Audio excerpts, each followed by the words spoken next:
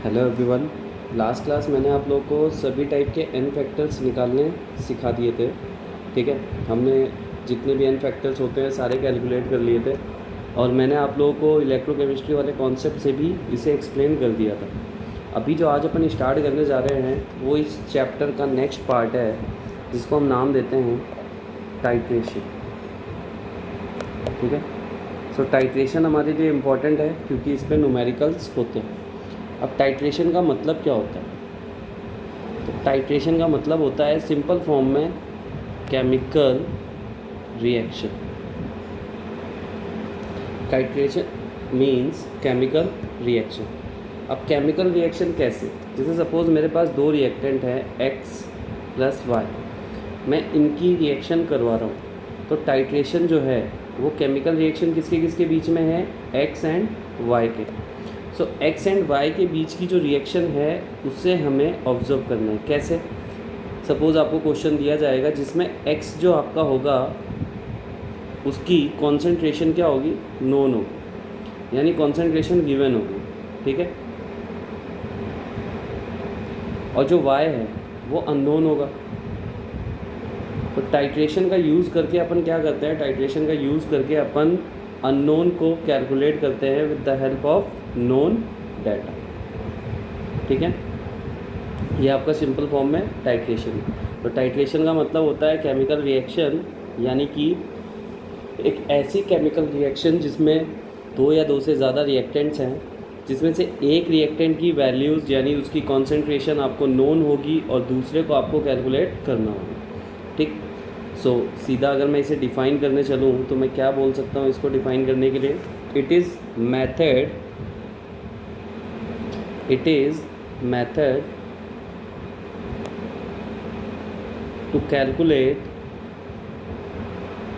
to calculate concentration of unknown solution with the help of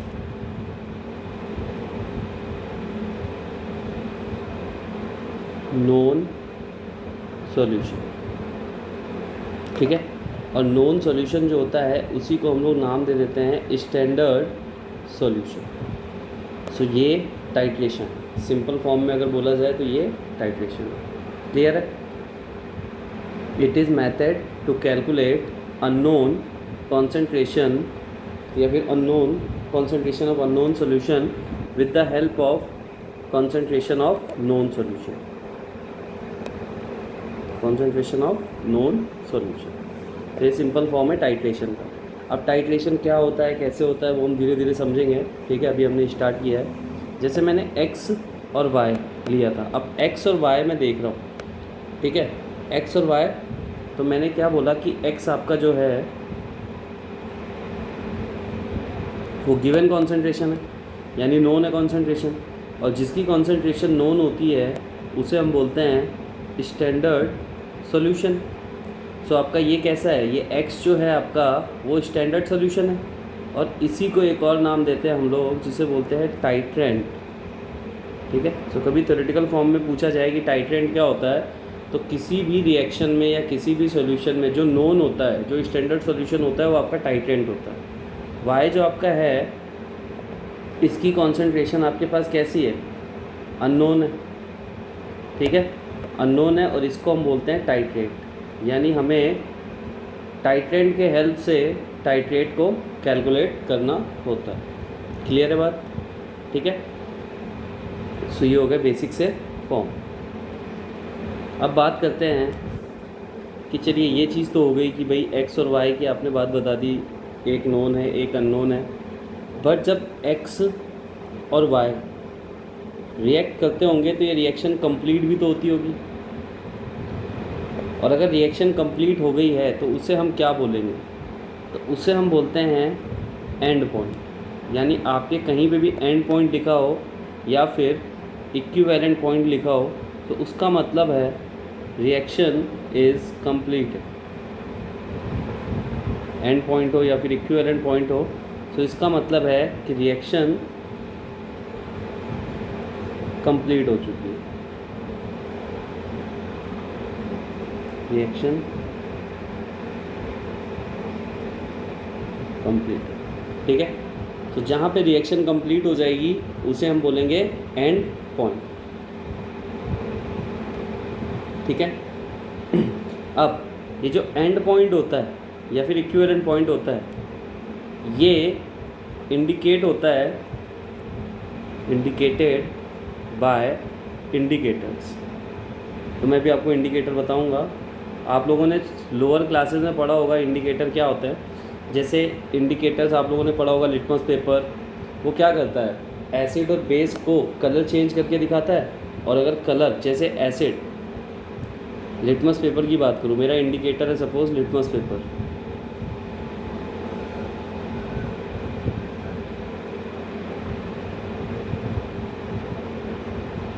तो अगर आप litmus paper पे एसिड डालो तो वो एसिड के कलर को क्या कर देता है, रेड, और बेस डालो तो बेस के कलर को क्या कर देता है, ब्लू।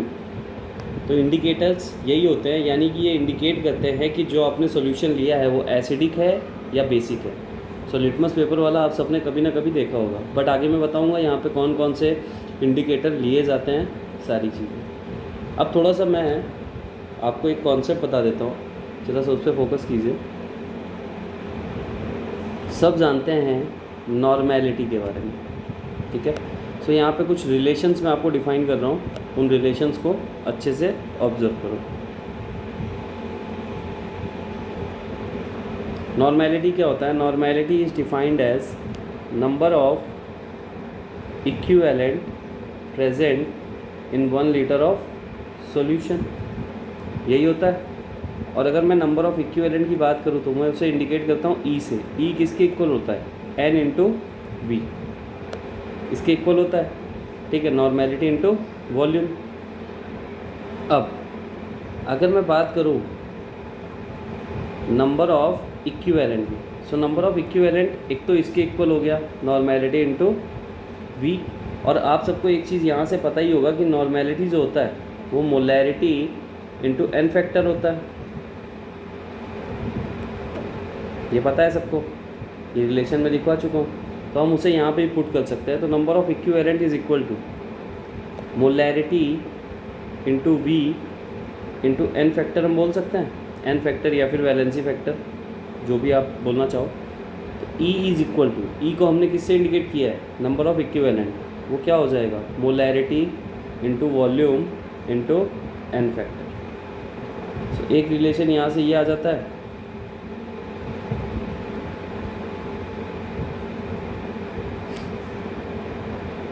ठीक है, ये रिलेशन हमारे पास एक आता है, number of equivalent is equal to molarity into volume into N factor.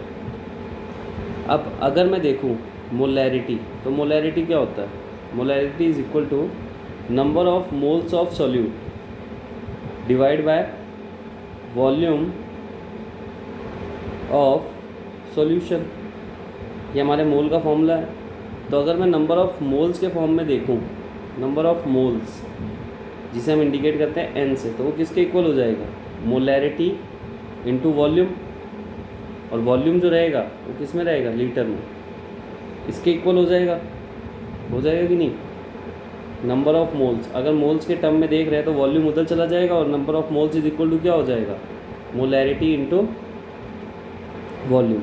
तो मोलैरिटी इंटू वॉल्यूम की जगह पे मैं नंबर ऑफ मोल्स पुट कर सकता हूँ।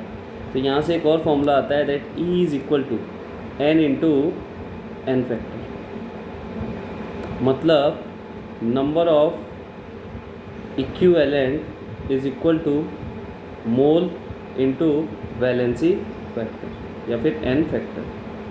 तो ये दो फॉर्मूले आपको माइंड में रखना है, ठीक है, मोल इंटू वैलेंसी फैक्टर और equivalent is equal to molarity into volume into N factor. अगर ये चीज़ आप लोग माइंड में रखते हो तो आप लोग क्वेश्चन में इन चीज़ों को अप्लाई कर पाओगे। तो ये दो रिलेशन सबको समझ में आ गए होंगे, ठीक है। अब चलते हैं आगे। अब देखते हैं कि इसमें होता क्या है। जैसे सिंपल सी बात है, अभी अपन ने एक रिएक्शन ली थी x प्लस वाई।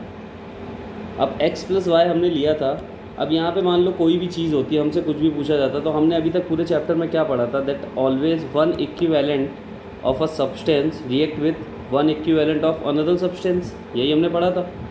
इसी चीज़ को हम क्या बोलते थे, that E1 is equal to E2, यानी कि इक्विवेलेंट ऑफ x जो होंगे वो इक्विवेलेंट ऑफ y के इक्वल हो। मोल में देखो आपको रेशियो लेना पड़ता था, आपको स्टोइचियोमेट्रिक कोएफिशिएंट लेना पड़ता था, लाइक 2 मोल, अगर यहाँ पे नंबर लिखे होते तो आप रिलेशन लगाते 2 मोल ने 3 मोल से रिएक्ट किए। बट इक्विवेलेंट कॉन्सेप्ट लगाने के लिए हमें ऐसा कुछ भी करने की ज़रूरत नहीं पड़ती। एक चीज़ हमारे माइंड में क्लियर होनी चाहिए कि कोई भी सब्सटेंस हो उसका वन इक्विवेलेंट ही दूसरे के वन इक्विवेलेंट के साथ रिएक्ट करेगा। सपोज़ मैं बोल देता हूँ कि रिएक्शन में x के 10 इक्विवेलेंट हमने लिए हैं, तो y के भी हमें कितने लेने पड़ेंगे, 10 इक्विवेलेंट, यानी कि x के 10 इक्विवेलेंट से y के 10 इक्विवेलेंट ही रिएक्ट करेंगे, ना कम ना ज़्यादा। क्लियर है, ये यहाँ पे सीधा सा मीनिंग है। सो अब देखो E1 of x is equal to E2 of x, तो हमने इसको निकालने के तरीके क्या क्या देखे। हम पहला फॉर्मूला लगा सकते हैं, molarity into volume into n factor, data के अकॉर्डिंग है, इज इक्वल टू, यानी मैं इसको m1 v1 n फैक्टर बोल दूँ और इसको m2 v2 into n factor बोल दूँ। और n फैक्टर हमने कैलकुलेट करना बहुत अच्छे से अभी सीख लिया है, रिडॉक्स रिएक्शन हो कैसी भी रिएक्शन हो। दूसरा फॉर्मूला में क्या लगा सकता, मोल इंटू n फैक्टर। अगर मान लो क्वेश्चन में मुझे सीधा मोल ही दे दिया हो तो मैं काई के लिए इन सब चीज़ों को कैलकुलेट करने जाऊँगा, ये वाला फॉर्मूला यूज़ करूँगा। तो हमें ये दो फॉर्मूलाज यूज़ करने हैं, हमें ये चीज़ समझनी है, ठीक है। अब हम इसे कैसे यूज़ करते हैं वो हम देखेंगे।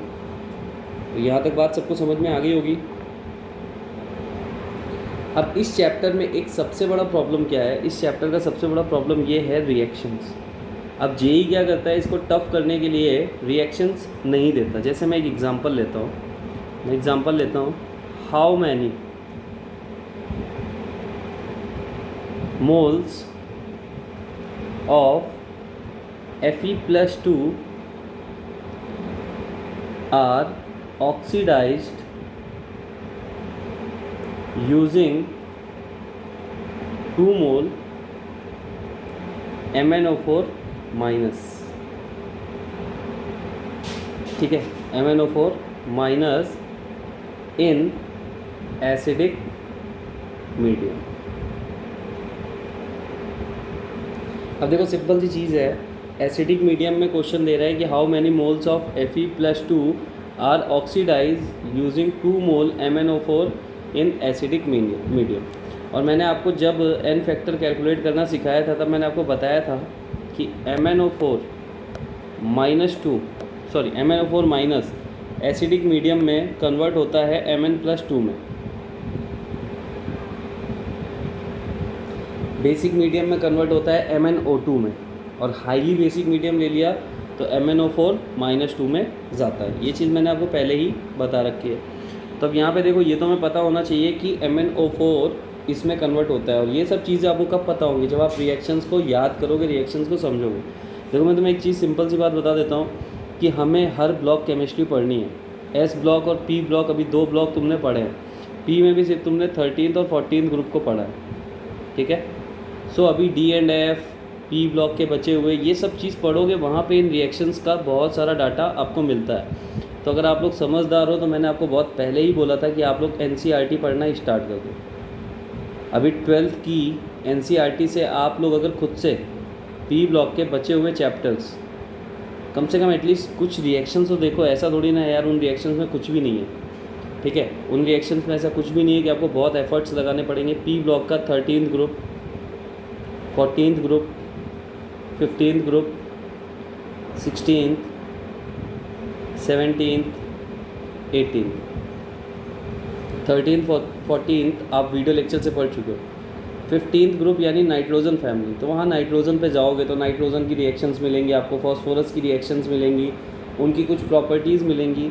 तो पर डे अगर 2 पेजेस भी आप लोग पढ़ते हो तो आपका इनऑर्गेनिक स्ट्रांग हो जाता है। और आप ये सोच रहे हो कि यहाँ से फैकल्टी कुछ पढ़ा देगा, तो यार देखो मैं भी बुक सामने रखवाऊँगा और सिर्फ as a reading form NCERT हम पढ़ेंगे जब भी हम कभी पढ़ेंगे इसको। सो थोड़ा थोड़ा इन सब चीज़ों को ऑब्जर्व करो जिससे कि तुम्हें रिएक्शंस वगैरह क्लियर हो जाए, क्योंकि पूरे कॉन्सेप्ट को तुम समझ जाओगे बट तुम्हें यही नहीं पता कि MnO4 माइनस एसिडिक मीडियम में किस में जाता है, तो तुम क्या रिएक्शन सॉल्व करोगे। तुम्हें जितने कॉन्सेप्ट आते हैं कोई मतलब नहीं है। तो यहाँ मैं सबसे पहले रिएक्शन लिखता हूँ कि मेरी रिएक्शन क्या होगी। तो देखो MnO4 minus plus Fe+2 gives out, अब Mn चला जाएगा Mn+2 में और Fe+2। सो आपको पता है Fe की दो ही ऑक्सीडेशन स्टेट होती है, आइदर +2 और +3। तो सिंपल सी बात है +2 से +3 में चला जाएगा। MnO4 यहाँ पे +7 में है, ये कितने में, +2 में।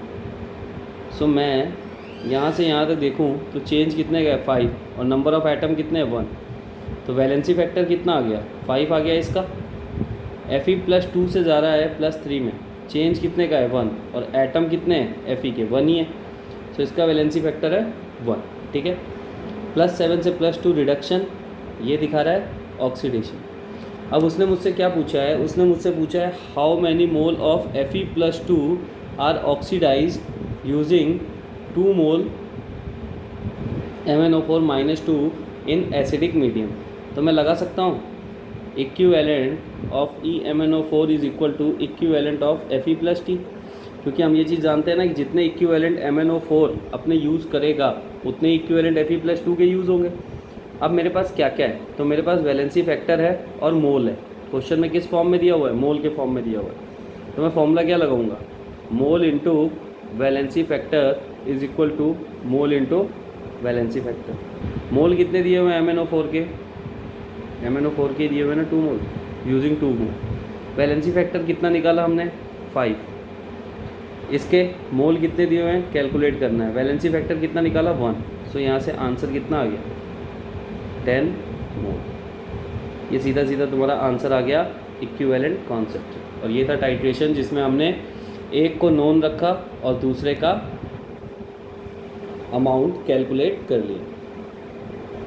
अब देखो इसी रिएक्शन को हम लोग अगर बैलेंस कर लेते, ये बैलेंस नहीं थी इसलिए मैंने क्या कॉन्सेप्ट लगाया, इक्विवेलेंट कॉन्सेप्ट लगाया। अगर मैं इस रिएक्शन को बैलेंस कर लेता तो मुझे इक्विवेलेंट कॉन्सेप्ट लगाने की ज़रूरत नहीं थी। फिर मैं क्या करता, इसको मोल से सॉल्व कर लेता। अब देखो इसमें कहीं पे भी कुछ भी करने की ज़रूरत नहीं है, नंबर ऑफ़ एटम्स सेम है। अब अगर मैं इसको बैलेंस करने जाऊँ तो +7 से कितना हो जाएगा, +7 से हो जाएगा +2 मतलब 5, यानी आप बैलेंस कर सकते हो ना। तो इसको आप बैलेंस करोगे तो फाइनली बैलेंस होकर यहाँ पे 5 Fe+2 और यहाँ 5 Fe+3 आ जाएगा। मैं आपको डायरेक्टली बैलेंस करके बता देता हूँ, यहाँ 4H2 आ जाएगा और यहाँ 8H+ आ जाएंगे। तो ये इसकी बैलेंस रिएक्शन है।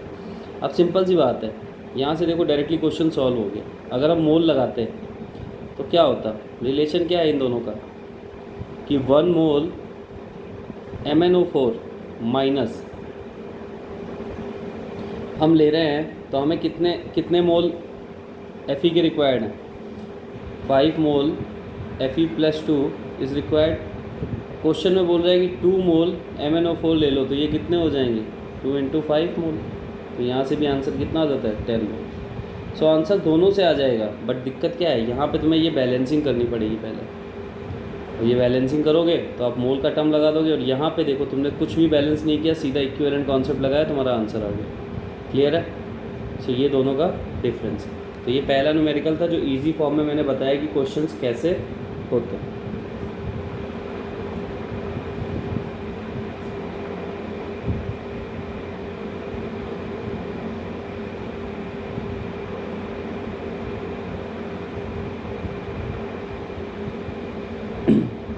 तो ये एक छोटा सा मतलब समरी टाइप का था कि कैसे क्या क्वेश्चंस होगा, ठीक है। अब हम उठाते हैं टाइप्स ऑफ टाइट्रेशन। तो पहला जो टाइप है वो है आपका एसिड बेस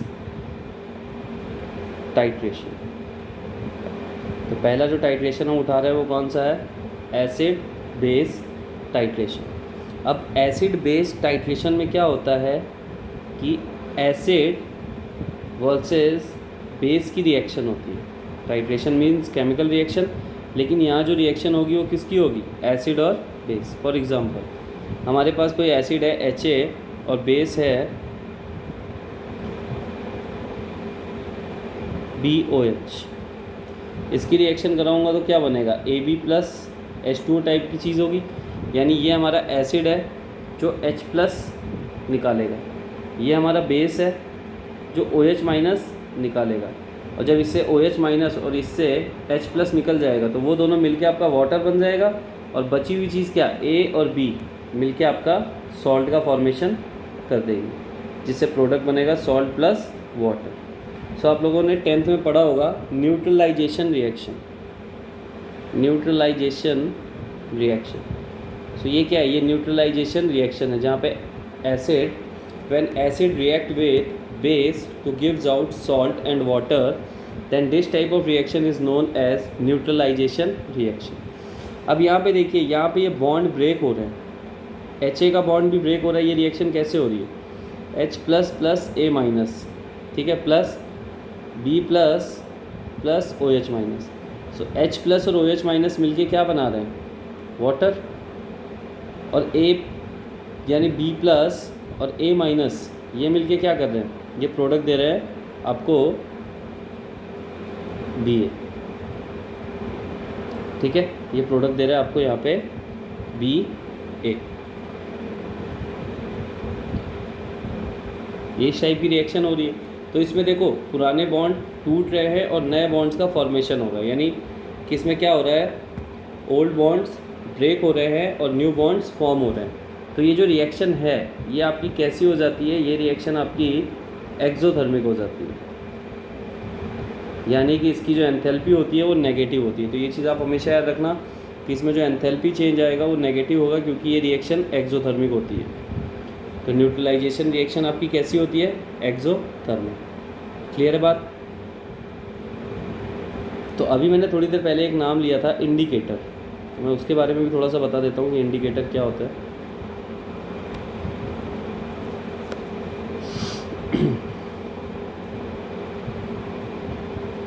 अब देखो इंडिकेटर की बात अपन कर रहे हैं, ठीक है, इंडिकेटर क्या होता है वो अपन देखते हैं। जैसे कि मैं आपको पहले यहाँ बता देता हूँ कि अगर मैंने स्ट्रॉन्ग एसिड लिया है और उसके साथ स्ट्रॉन्ग बेस लिया, तो मुझे जो इंडिकेटर यूज़ करना पड़ेगा उसका नाम होगा फिनोल्फ्थलीन,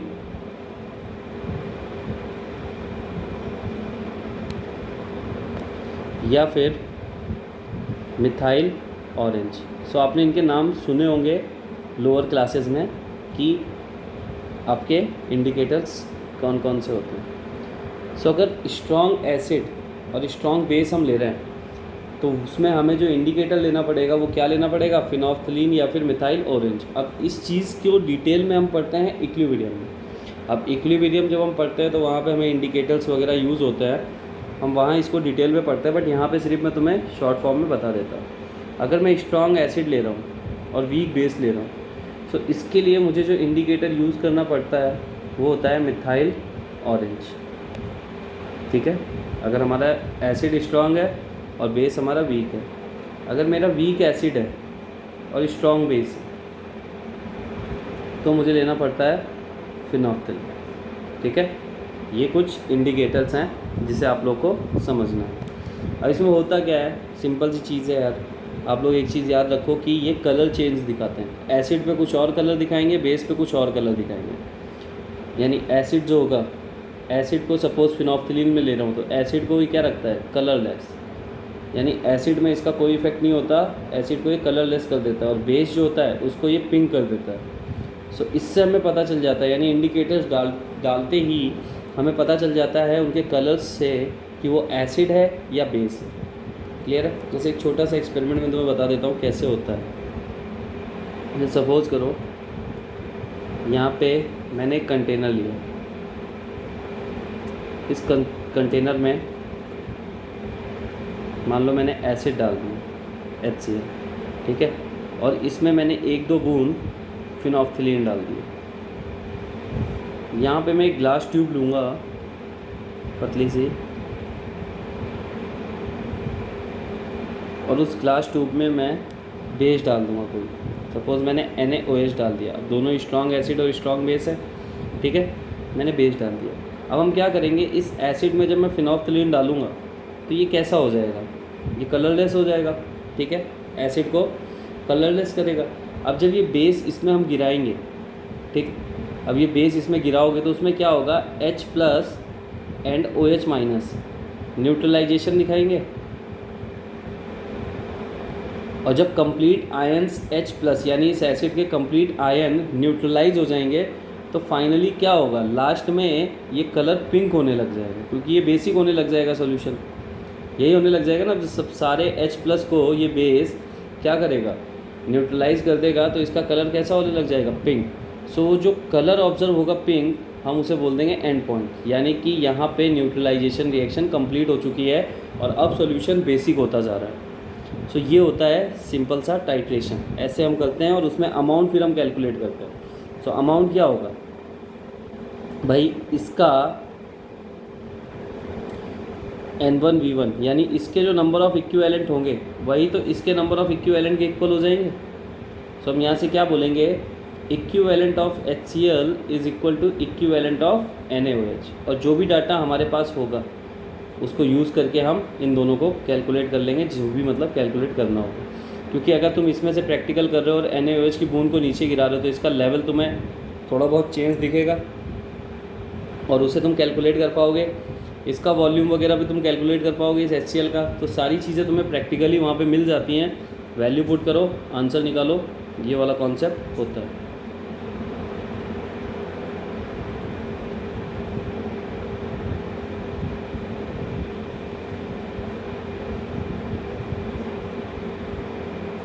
अब चलते हैं कुछ क्वेश्चंस करते हैं, एक आधे देखते हैं क्वेश्चंस कैसे होते हैं। जैसे पहला क्वेश्चन मैं लेता हूँ,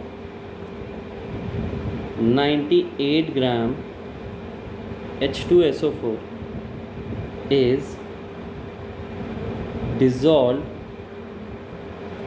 in 500 ml solution for complete neutralisation.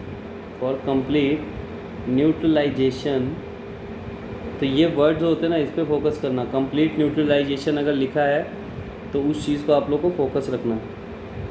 Neutralisation 2 litre of NaOH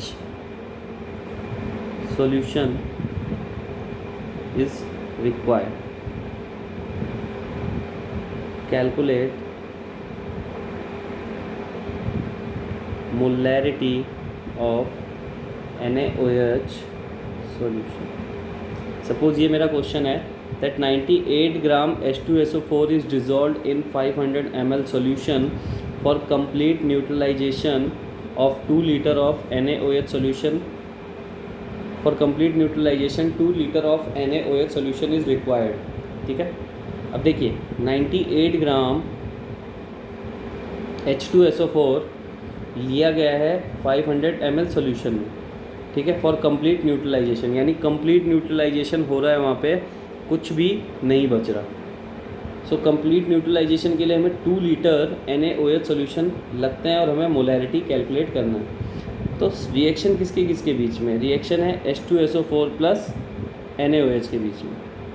और यहाँ से रिएक्शन करोगे तो फॉर्म क्या होगा, Na2SO4 सॉल्ट फॉर्म होगा प्लस वाटर, क्योंकि ये H+ और SO4-2 में ब्रेक होगा, ये Na+ और OH- में ब्रेक होगा। अब कंप्लीट न्यूट्रलाइजेशन बोल दिया मतलब कि सारे H+ आयंस और सारे OH- आयंस कन्वर्ट हो जाएंगे वाटर में।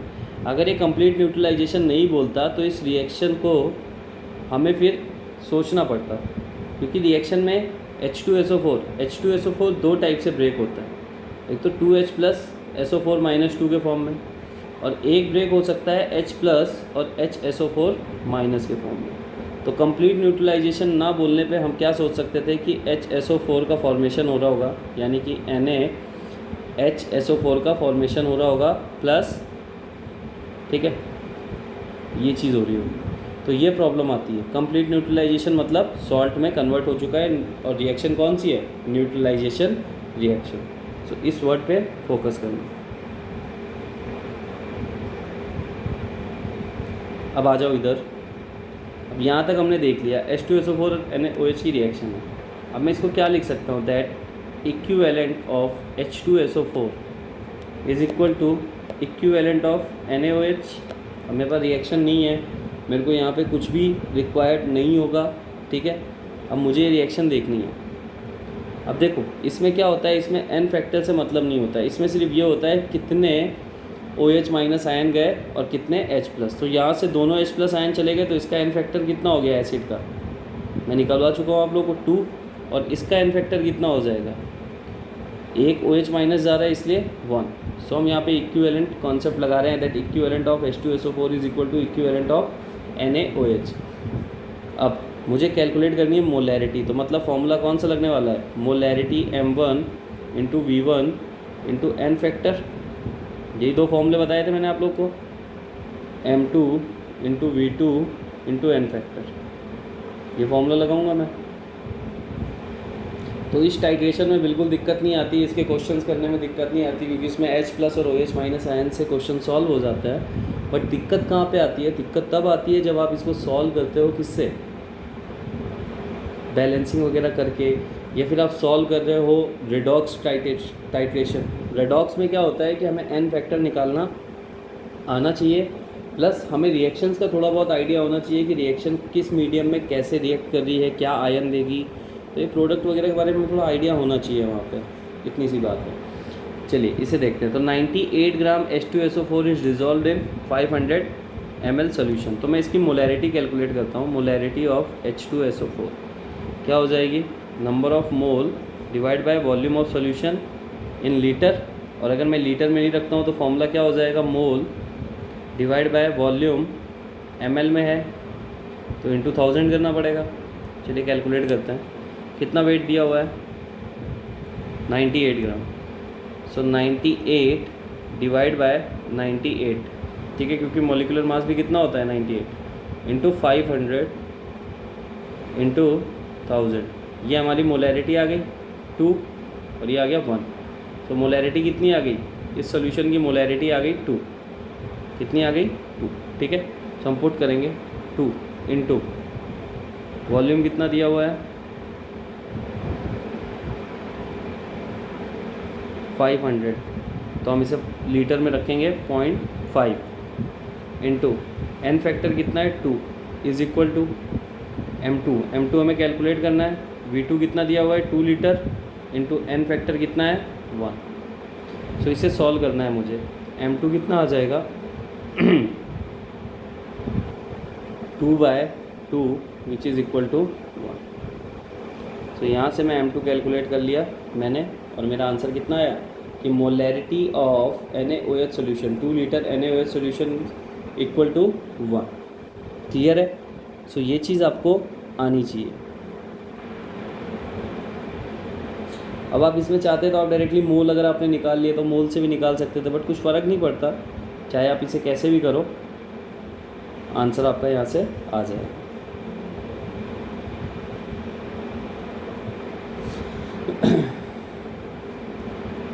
तो ये था क्वेश्चन, और क्वेश्चंस करते हैं। अब जैसे नेक्स्ट क्वेश्चन मैं लेता हूँ, तो ये क्वेश्चन सबको समझ में आ गया होगा।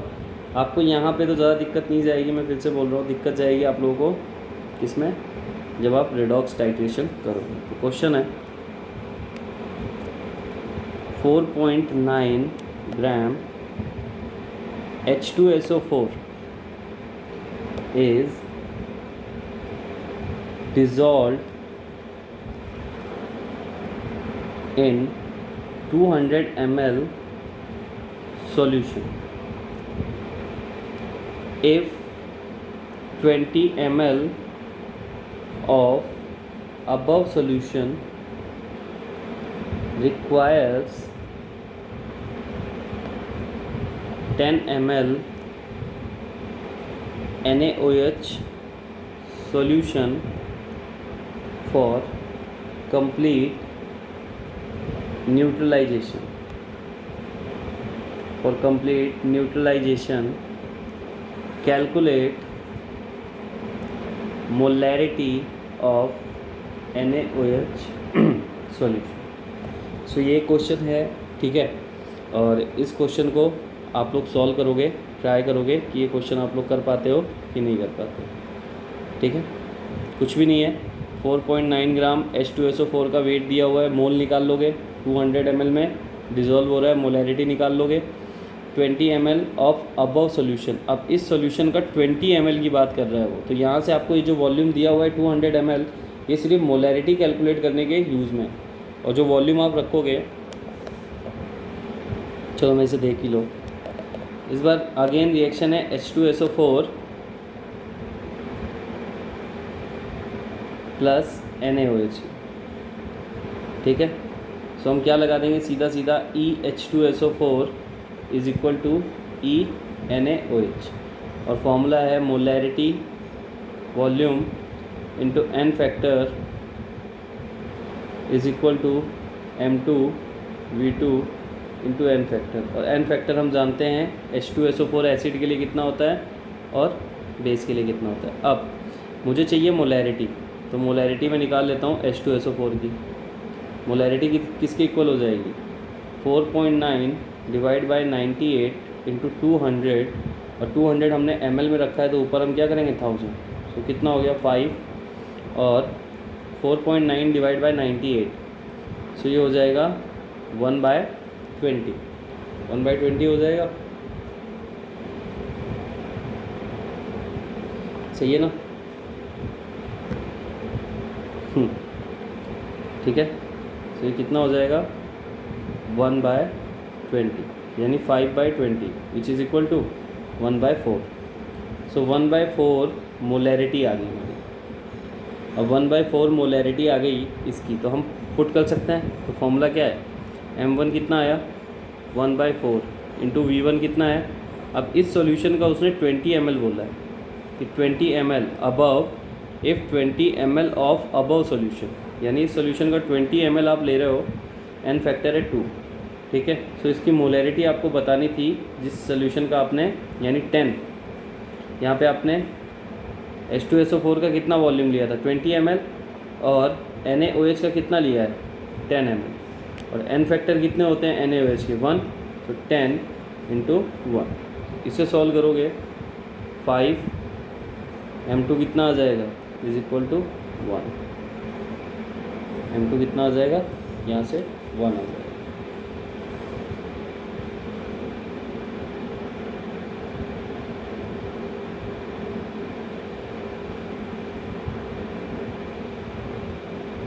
क्लियर है, ये था सेकेंड क्वेश्चन। फिर से एक बार क्वेश्चन को देख लो। 4.9 ग्राम H2SO4 is dissolved in 200 ml solution. If 20 ml of above solution requires 10 ml NaOH solution for complete neutralization, calculate molarity of NaOH solution. हमें सोल्यूशन दिया गया है H2SO4 और NaOH, यानी इसका हमें सोल्यूशन दिया गया है, इसकी रिएक्शन कराई गई है। अब वो उसने पहले क्या दिया है, उसने 4.9 ग्राम H2SO4 का वेट दिया है और वॉल्यूम दिया है 200 ml। तो 200 ml में 4.9 ग्राम क्या है हमारा H2SO4, ठीक है। अब H2SO4 है और ये उसकी कंसंट्रेशन। जैसे एक चीज़ ध्यान रखो, कंसंट्रेशन है ना चेंज नहीं होती, वो कांस्टेंट रहती है। जैसे मान लो 1 लीटर मैंने वाटर लिया है और उसमें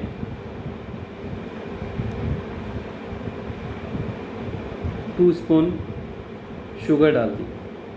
अब ये थोड़ा सा कैसा हो जाएगा, स्वीट हो जाएगा। अब स्वीट होने के बाद आप 1 लीटर से इसका जो वॉल्यूम है वो कम करके 700 ml कर दो, यानी ये जो सॉल्यूशन तुमने बनाया है 1 लीटर और 2 स्पून शुगर का, अगर तुम इसको 700 कर दो तब भी इसका टेस्ट तो सेम ही रहेगा, टेस्ट में कोई चेंज नहीं आएगा। तो इसका मतलब कॉन्सेंट्रेशन अगर आप सेम सॉल्यूशन के वॉल्यूम को डिक्रीज़ या इंक्रीज़ कर रहे हो, ठीक है, तो उससे उसकी कॉन्सेंट्रेशन पे कोई चेंज नहीं पड़ेगा। तो उसने बोला if 20 ml of above solution, above solution मतलब H2SO4, required 10 ml NaOH solution for complete neutralisation, calculate molarity of NaOH solution. So हमने सीधा द लॉजिक लगाया, इक्विवेलेंट, ठीक है, दोनों के इक्विवेलेंट इक्वल कर दिए, ये वाला फॉर्मूला यूज़ किया, मोलैरिटी कैलकुलेट कर ली H2SO4 की गिवन डाटा से, और अबव सोल्यूशन में जो वॉल्यूम दिया हुआ था वॉल्यूम पुट किया, और यहाँ से हमने मोलैरिटी NaOH की निकाली।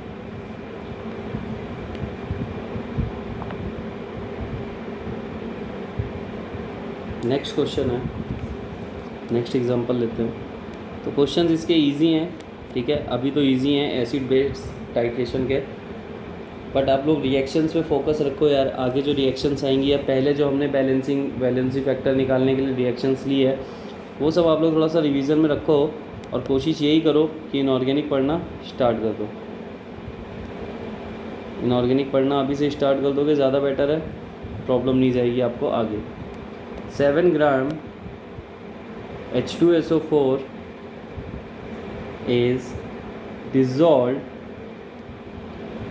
in 200 ml solution. If 20 ml of above solution, यानी इस बार फिर से हमें जो वॉल्यूम लेना है कैलकुलेशन में वो कितना लेना है 20 ml. Above solution requires 10 ml of 1 m NaOH for complete neutralization.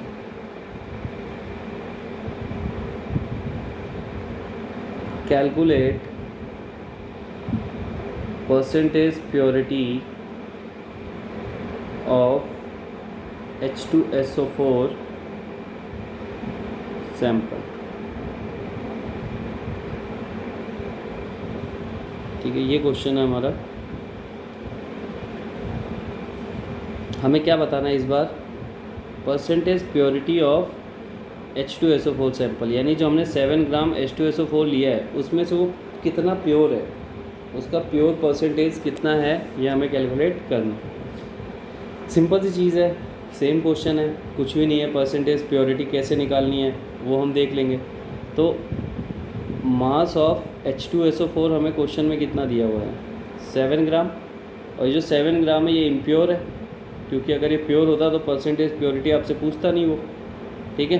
तो ये इम्प्योर है और हमें इसे कैलकुलेट करना है कि प्योर कितना है। तो मैं मान लेता हूँ प्योर जो मेरे पास है H2SO4 वो कितना मान लें अपन, x ग्राम मान लें, x ग्राम है हमारे पास प्योर। तो परसेंटेज प्योरिटी कितनी हो जाएगी, x/7 इंटू 100, यही हो जाएगी, ठीक है, परसेंटेज प्योरिटी। अब मैं क्या करूं, सिंपल सी बात है, अब अपन लगा देते हैं अपने कॉन्सेप्ट में घुस जाते हैं, क्योंकि रिएक्शन किसकी है, अगेन रिएक्शन तो H2SO4 और NaOH की है। तो हम निकाल लेते हैं मोल ऑफ H2SO4,